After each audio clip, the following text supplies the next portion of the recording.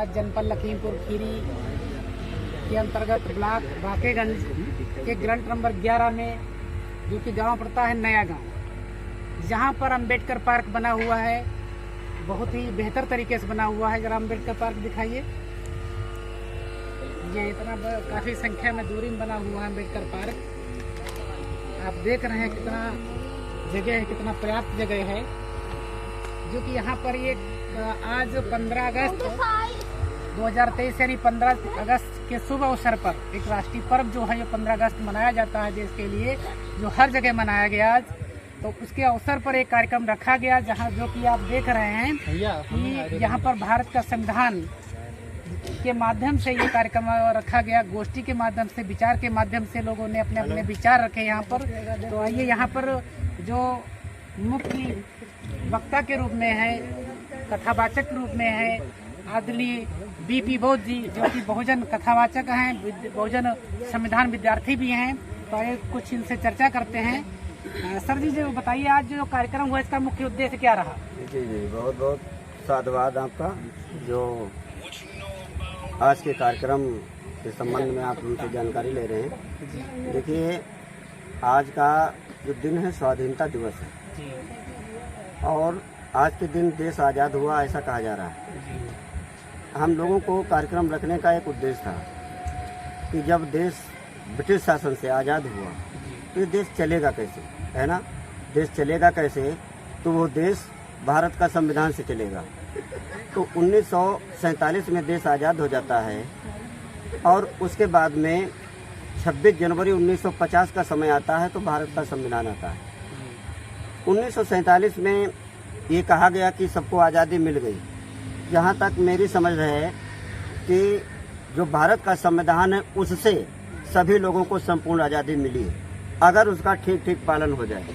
तो इस उद्देश्य को लेकर के डॉक्टर अम्बेडकर पार्क में यहाँ के गांव के लोग और जो डॉक्टर अम्बेडकर कमेटी है, इनके सभी पदाधिकारियों ने मिलकर, और काफ़ी लोगों का, क्षेत्र के लोगों का, हमारे मास्टर साहब हैं बंजरिया से, इनका सभी का साथ सहयोग से आज का कार्यक्रम रखा गया कि आज़ादी के दिन भारत का संविधान का विशेष महत्व है।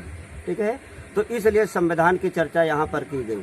मेरा इतना मानना है कि जो ये शोषित पीड़ित समाज है, देश का मूल निवासी वर्ग है, जिसको भारत का संविधान वहाँ सामाजिक और शैक्षणिक रूप से पिछड़ा हुआ कहता है। भारत का संविधान, जिनको इधर मूल निवासी कहा जा रहा है, संविधान में उनके लिए कहा गया है सामाजिक और शैक्षणिक रूप से पिछड़ा हुआ वर्ग। ठीक है, तो इनकी ठीक ठीक आज़ादी, वास्तव में आज़ादी भारत का संविधान का ठीक ठीक पालन होने से हो सकता है। तो जैसे भारत का संविधान की जो एक उद्देशिका है, तो उद्देशिका में सब बताया गया है, मतलब संविधान क्या चाहता है देश के अंदर, वो सब कुछ भारत का संविधान की उद्देशिका में है ना। तो हम चाहते हैं कि जन जन में इसका प्रचार हो, लोग संविधान के पक्ष में खड़े हों और संविधान की बात बोलें, और जैसा संविधान चाहता वैसा बने। तो कैसा बने, यानी भारत का संविधान और संविधान का भारत बने, यानी भारत का संविधान से संविधान का भारत बन जाए। संविधान का भारत का मतलब यही है कि सभी की बराबर गरिमा होनी चाहिए, सभी की बराबर प्रतिष्ठा होनी चाहिए, सबको अवसर की समता होनी चाहिए, और किसी के साथ में अन्याय ना हो, यानी सभी लोग समानता के साथ में जीवन को जिए। कोई भी व्यक्ति किसी की व्यक्ति के साथ में शोषण ना करे, अन्याय ना करे, अत्याचार ना करे। हमारे देश की जो बहन माताएं हैं उनके साथ शोषण ना हो। तो ये सब संभव जब ही है जब भारत का संविधान का ठीक ठीक पालन हो जाए। और इतना मेरा मानना है कि जो ये समाज है, जो देश है ना, तो देश है, देश में प्रति नागरिक को भारत का संविधान जानने की जरूरत है, क्योंकि हर व्यक्ति को जो हक हकूक अधिकार मिले हैं वो भारत का संविधान से मिले हैं। तो सभी लोगों को संविधान को जानने की जरूरत है। इसी विषय को लेकर यहाँ पर आज के आज़ादी के दिन पर भारत का संविधान का लक्ष्य बनाते हुए कार्यक्रम रखा गया। तो सर ये बताइए, जैसे कि आप कथा वाचते हैं, बौद्ध धर्म की कथा वाचते हैं, तो वहाँ पर संविधान की बात किस प्रकार से करते हैं? जी, वहाँ पर मैं इसी प्रकार से संविधान की बात करता हूँ कि जैसे हमारे जितने महापुरुष हुए, अगर तथागत बुद्ध की बात हम कर लें, तो तथागत बुद्ध की जो विचारधारा थी वो क्या थी? समता थी, बंधुता थी, न्याय था, है ना, स्वतंत्रता थी।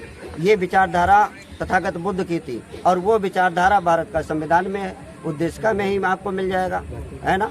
तो तथागत बुद्ध की अगर हम बात सुनाते हैं तो हम ऐसा समझते हैं कि तथागत बुद्ध को अगर आप जीवित रखना चाहते हैं, बाबा साहब को आप जीवित रखना चाहते हैं, तो भारत का संविधान पढ़िए और संविधान में उनकी विचारधारा आज लिखी है। अगर संविधान नहीं है तो कोई महापुरुष नहीं है। ये बात मैं अपने कथा के माध्यम से बताने का प्रयास करता हूँ।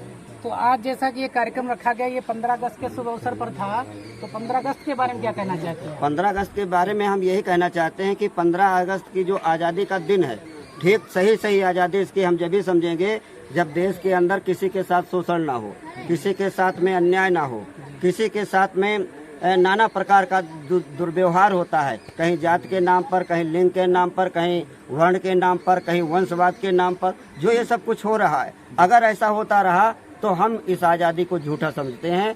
आज़ादी हम ठीक जब भी समझेंगे जब सभी के साथ में समानता का व्यवहार प्रति नागरिक एक दूसरे के साथ करे। तो 15 अगस्त का जो दिन है, जो आज़ादी का दिन है, सही मायने में इसका पालन तभी हो पाएगा, वरना मैं इसे झूठी आज़ादी समझूंगा।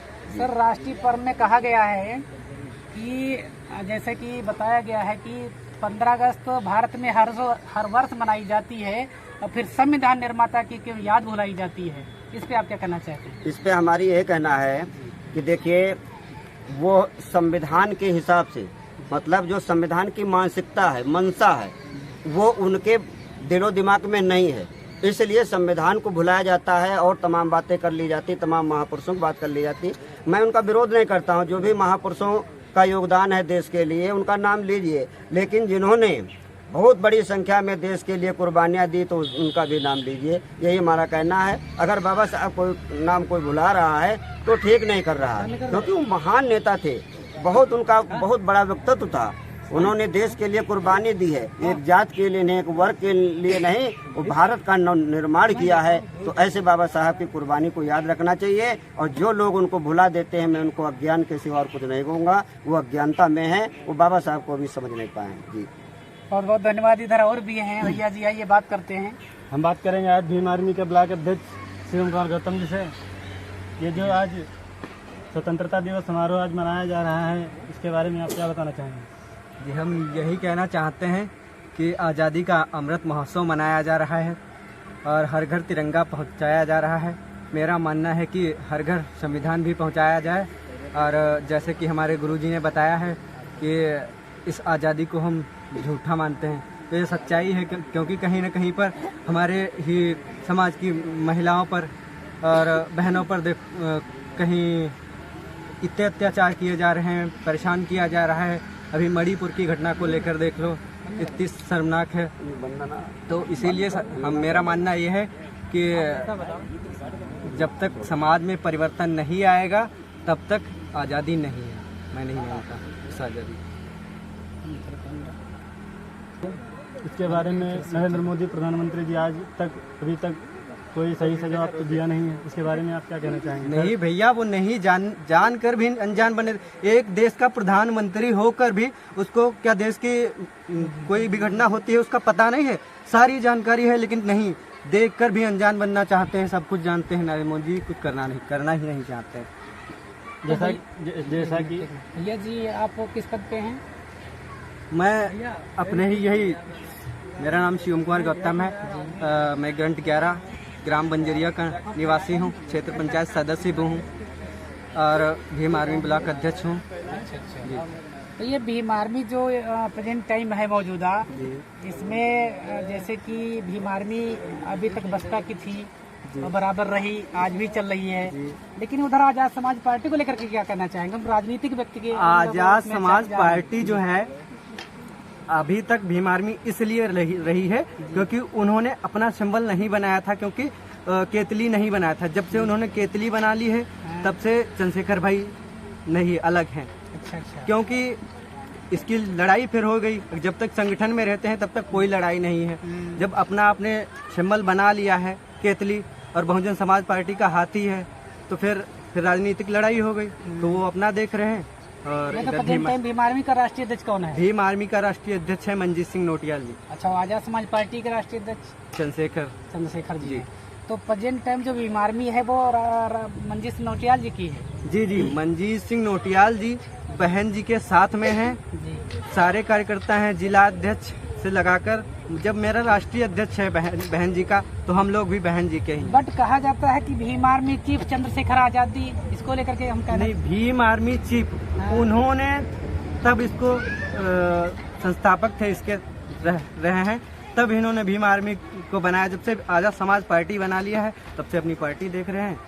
राष्ट्रीय अध्यक्ष मंजीत सिंह नोटियाल जी अपनी भीम आर्मी। अच्छा, तो जनता का क्या रुझान है? जैसे मान लेते हैं आजाद समाज पार्टी आज आ जाती है और इधर बहुजन समाज पार्टी है, दोनों में जो लड़ाई होगी तो किस रूप में होगी, कहाँ तक कौन सक्सेस होगा? नहीं, ये तो जो है मेरा मानना है कि अब जो वोट है बहन जी का वो भी चंद्रशेखर भाई का हुआ। देखो, बटना तो है ही है, जब पार्टियां बनी हैं, लड़ाई अब आपस में छिड़ी है, तो वोट भी उनका भी है, बहन जी का भी है। अच्छा, दोनों का रहेगा। जी। तो ये तो आप कह सकते हैं कि टोटल बहुजन समाज का ही वोट कटेगा। जी बिल्कुल, बहुजन समाज ये का दो वोट भागों में जाएगा ना? जी। वैसे एक ही जगह था, अब 2 जगह बटना है इसको। तो इसको लेकर के संगठन के माध्यम से आप क्या कहना चाहते हैं कि ये लोग अलग अलग चुनाव लड़े या अलग एक नहीं, होकर के? मैं चाहता हूँ, मेरे साथी भी यही चाहते हैं कि जितनी भी बहुजन समाज की पार्टियां, संगठन हैं, वो सभी एक में मिलकर बहन जी को प्रधानमंत्री बनाने का काम करें। वेरी गुड, 24 में। बहुत बहुत बहुत बहुत धन्यवाद। धन्यवाद। भीम आर्मी के पदाधिकारी थे, बोल रहे थे, क्योंकि इनका एक उद्देश्य है कि बहुजन समाज पार्टी के साथ सारे संगठन एक हों और उसके बाद एक उसमें आकर के मंच पे और सारे नेता एक हो जाए, जिससे बसपा की सरकार बन सके। धन्यवाद। आप देख रहे हैं मानव दर्पण न्यूज के साथ डॉक्टर अजय मित्रा की रिपोर्ट। आप देख रहे हैं बहुजन ज्योति के माध्यम से आगे भी बने रहें।